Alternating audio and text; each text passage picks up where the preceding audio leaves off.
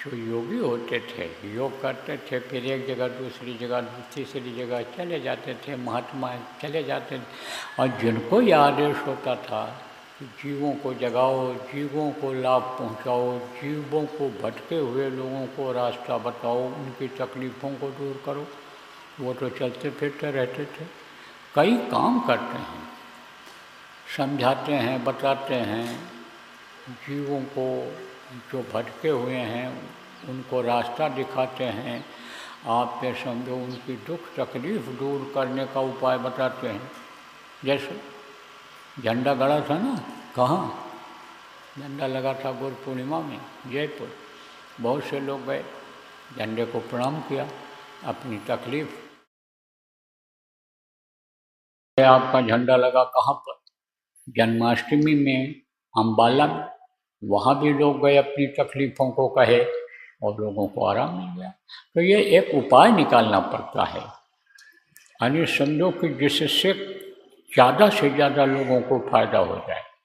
झंडा क्या है? झंडा है जड़, खंबा जिसमें झंडा बांधा जाता है वो जड़ है, लेकिन उसी में एक तरह से चैतन्यता आ जाती है। जब शक्तियाँ वहाँ मौजूद रहती हैं, इन बाहरी आँखों से नहीं देखा जा सकता है, तो वो एक माध्यम बन जाता है और मदद कौन करता है? शक्तियाँ मदद करती हैं। आप ये समझो कि गुरु महाराज ने मंदिर बनवाया था वहाँ पर और कहा था कि जब तक मैं हूँ तब तक ले लो, बाद में कुछ तुमको इस मिट्टी और पत्थर से मिलने वाला नहीं है। यहाँ मंदिर के जीता जिंदा देवता बैठे हुए हैं, तो जिंदा देवता कौन थे? गुरु महाराज थे। ऐसे ही ये जड़ है, मिट्टी हो चाहे पत्थर हो, चाहे आप ये समझो ये चीज़ें हों, ये सब जड़ हैं, लेकिन चैतन्यता उसमें तब आ जाती है जब वहाँ शक्तियाँ, आंतरिक शक्तियाँ जब मौजूद रहती हैं, जिनको आप देख नहीं सकते हो, तो वो मदद कर देती हैं और वही जो है आप समझो फलदायी हो जाता है। जैसे देखो बहुत से मंदिरों में बड़ी भीड़ होती है तो पत्थर ही वहाँ पर, लेकिन जाने से लोगों को फ़ायदा हो जाता है। जैसे मान लो छोटे मोटे भूत प्रेत हैं या ऐसी बीमारी है, वो ठीक हो जाती है। जो प्रेत बाधाओं की वजह से बीमारियां होती हैं ठीक हो जाती हैं। जो प्रेत परेशान करते रहते हैं, जब वहाँ शक्तिशाली प्रेत होते हैं उनको डांट के हटा देते हैं तो आदमी को फ़ायदा हो जाता है, विश्वास हो जाता है कि भाई ये शक्ति वाले देवता हैं, ये देवी में शक्ति है, ये साक्षात अन बैठी हुई हैं, ये हमारी मदद करेंगी। उसी में श्रद्धा बढ़ जाती है। तो माध्यम कुछ न कुछ बनाना पड़ता है। तो आपको मैं बता रहा था कि जैसे यानी वहाँ फ़ायदा हुआ, ऐसे फ़ायदा होगा कहाँ पर? उरई में भी झंडा लगेगा और वहाँ भी शक्तियों का आवाहन किया जाएगा, वहाँ भी आएंगे लोग और वो मदद करेंगे। उरई कहाँ है? जालौन जिला उत्तर प्रदेश में, जहाँ अभी शरद पूर्णिमा का कार्यक्रम होने जा रहा है। तो मैं आपको बता रहा था कि महात्मा चलते रहते हैं, महात्मा दुख लोगों का सुनते रहते हैं, निवारण का रास्ता बताते रहते हैं, और जो जिनको यह आदेश मिलता है कि भाई मुक्ति मोक्ष का रास्ता बताओ, नाम इनको बताओ कि जिसको याद करके यानी भवसागर पार किया जा सकता है, तो वो नाम भी बताते हैं। तो महात्मा जी जा रहे थे तो शाम हो रही थी, तो उस समय बड़ा सम्मान था, क्योंकि वो अपनी आत्मा को पहले महान बनाते थे, ऊंचे दर्जे का बनाते थे, ऊंचे स्थान पर पहुंचाते थे। तो उनके अंदर, शरीर के अंदर भी ताकत आ जाती थी। कुछ बोल देते थे, कुछ कह देते थे, कुछ दे देते थे, तो उसी में लोगों को फ़ायदा हो जाता था। तो उनको लोग महात्मा कहने लगते थे। तो कहा ना, जिसको कुछ होना चाहिए सोई शहंशाह, जिसको कुछ नहीं, चल दिया, इच्छा नहीं रही, जो मिल गया खा लिया, जहाँ जगह मिल गई सो गए। ऐसे महात्मा थे वो। तो कोई भी प्रेम से बुला लेता था तो वहाँ रुक जाते थे, देख लेते थे शाकाहारी है, नशा मुक्त है, भाव भक्ति वाला है, प्रेमी है, इसके यहाँ खाने पीने से हमारी साधना में कमी नहीं आएगी। देखो जो मेहनत और ईमानदारी की कमाई करता है, आप समझो कि उसका अन्न दूषित नहीं होता है, खराब नहीं होता है। और जो मार करके लाता है, लूट करके लाता है, बेईमानी करके लाता है, ठगी करके लाता है, आप ये समझो कि अपने मेहनत से की कमाई से ज़्यादा कमाई कर लेता है, उसका धन खाने से साधना में बाधा आती है, भजन में बाधा आती है।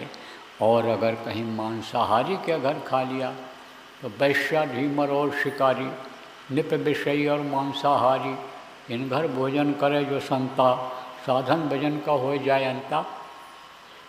वैश्या के घर खा लो, ढीमर जो होते हैं मछली मारते हैं, जानवरों को, जल के जीवों को मारते हैं। शिकारी जो शिकार करते हैं, बंदूक से मार दिया, तीर से मार दिया जानवरों को, पत्थर से मार दिया जानवरों को, मर गए, उनको जो खाया, वो उनको जो पकाया, वो शिकारी होते हैं। वैश्या, ढीमर और शिकारी।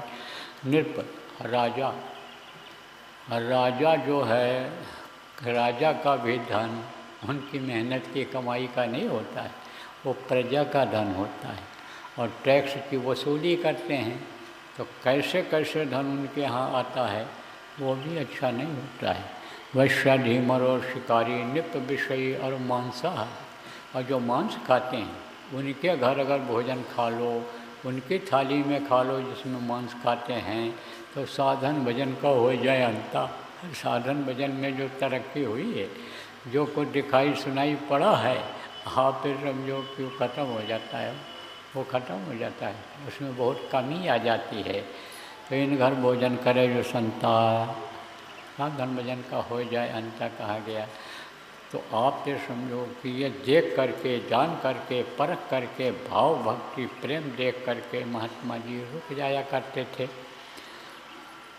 तो वो उसकी दुकान थी, छोटी मोटी दुकान थी, करता था, पूरा नहीं पड़ता था, गरीबी थी।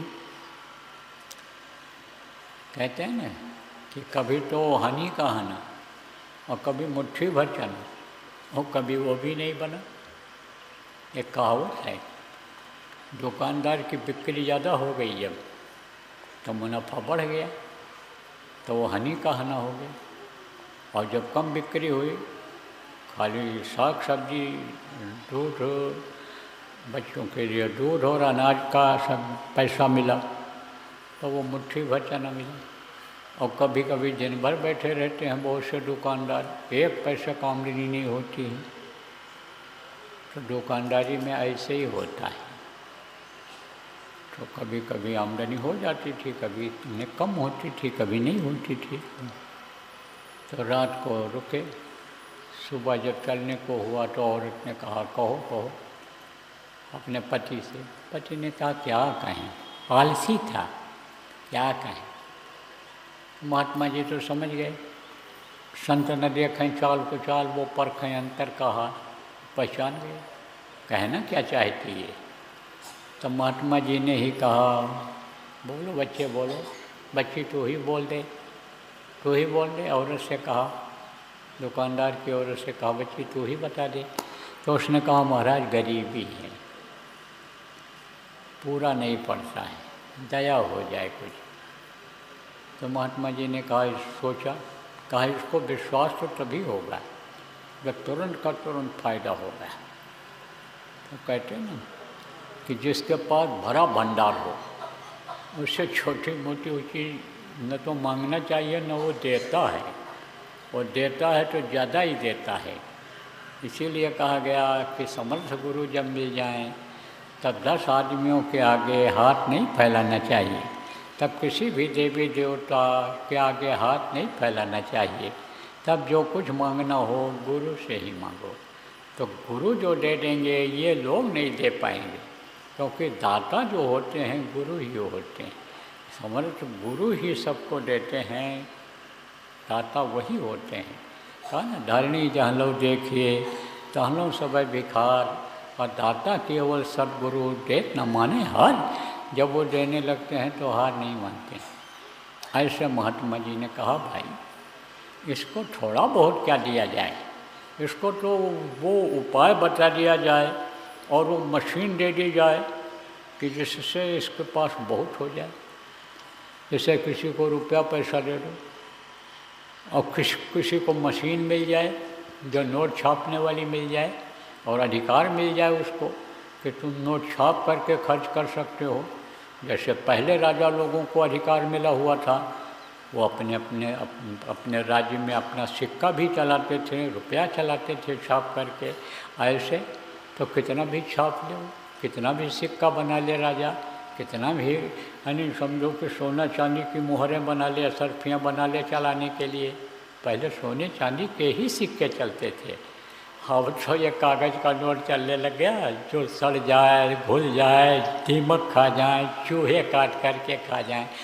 पहले ऐसा नहीं था, बहुत था सोना चांदी हीरा मोती बहुत था।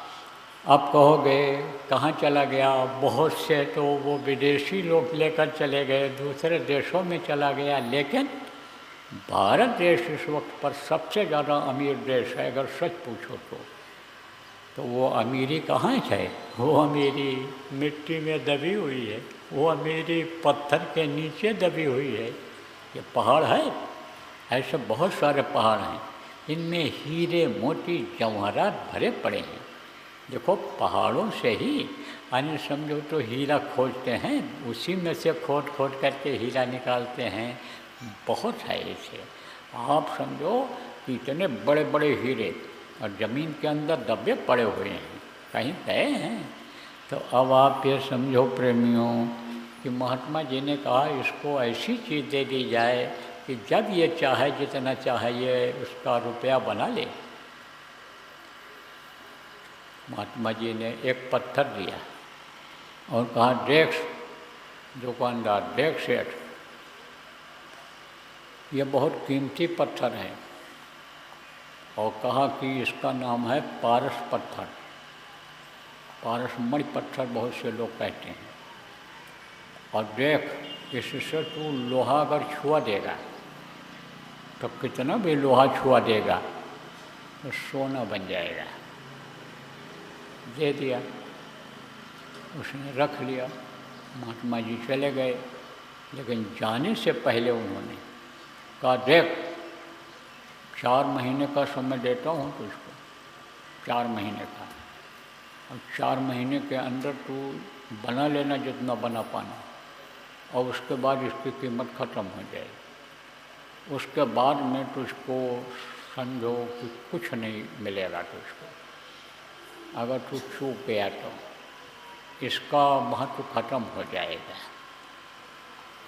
तो सेठ ने रख लिया, दुकानदार ने रख लिया और फिर उसी तरह कमाने खाने लगा।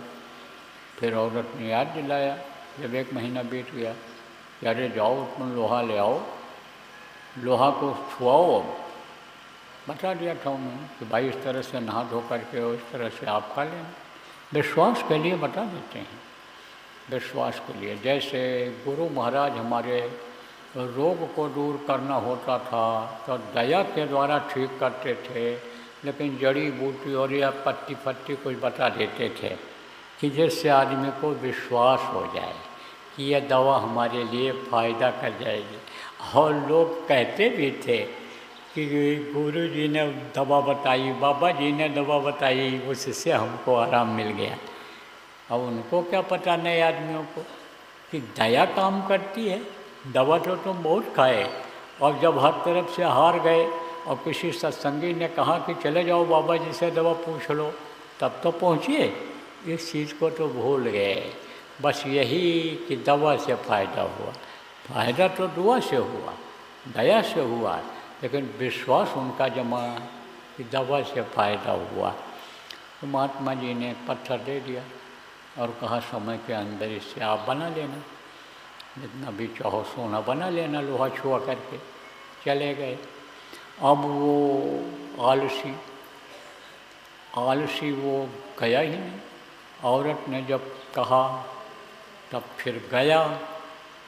कुछ दिन के बाद, कुछ महीने के बाद गया कि चलो अब लोहा खरीद लाएं, ज़्यादा सोना बनाएंगे। घर के ये चिमटा करछुल और कड़ाही तवा को क्या हम सोना बनाएं? चलें हम बाज़ार से खरीद करके एक आध मन सोना ले आएं, एक आध मन लोहा ला करके सोना बना लें। तो गया तो पूछा दुकानदार से कि क्या भाव है? तो उसने कहा ले जाओ, महंगा हो गया है, महंगाई बढ़ जाएगी, लोहा ले जाओ। तो कहा कि कब पहले क्या भाव था, अब क्या भाव है? तो कहा कि अब 7 रुपया मन है, अब पहले 5 रुपया मन था, 5 रुपया से 6 रुपया हुआ, अब 7 रुपया मन हो गया, ले जाओ। बोला हमको घाटे सौदा नहीं करनी, जब 5 रुपये का भाव होगा तब ले जाएंगे। दुकानदार से कहा भाई देखो मैं भी दुकानदार हूँ, कभी कभी सामान का रेट कम हो जाता है, कभी बढ़ जाता है, तो आपका लोहा भी ऐसा होता है क्या? बोला हाँ कभी कभी घट भी जाता है। बोला जब घटेगा तब ले जाएंगे। चल आया, 2 महीना बीता, 3 महीना बीता, औरत ने फिर कहा, फिर गया, पूछा उसी से दुकानदार से कि भाई लोहा क्या भाव है? बोला अरे तुम पीछे नहीं ले गए, अब तो और भाव बढ़ गया, ले जाओ आज। क्या भाव है? अब तो 9 रुपये का भाव हो गया, 9 रुपये का भाव हो गया। कहा नहीं, अब जब 7 रुपया 5 रुपया होगा तब लेंगे। बस समय गया निकल और उस पत्थर का असर हो गया खत्म। पत्थर में कीमत थोड़ी थी, पत्थर में दया थी उस समय पर उनकी, और उससे छुआते तो वो पारस पत्थर का ही काम करता। सोचो आपकी पारस पत्थर लेकर कहाँ वो घूमते महात्मा। तो ऐसे ही आप समझो कि उसका समय निकल गया, आलस्य में निकल गया है। जैसे हम आप आलस्य कर जाते हैं कि अभी सुमिरन नहीं करेंगे, शाम को कर लेंगे, साधना शिविर में आज नहीं जाएंगे, अभी तो ये 2 दिन बाकी है, अभी तो 4 घंटा बाकी है, फिर चले जाएंगे और फिर नहीं पहुंच पाते हो, समय निकल जाता है। ये जीने का समय निकला चला जा रहा है। और ये जो आपको पारस पत्थर मिला है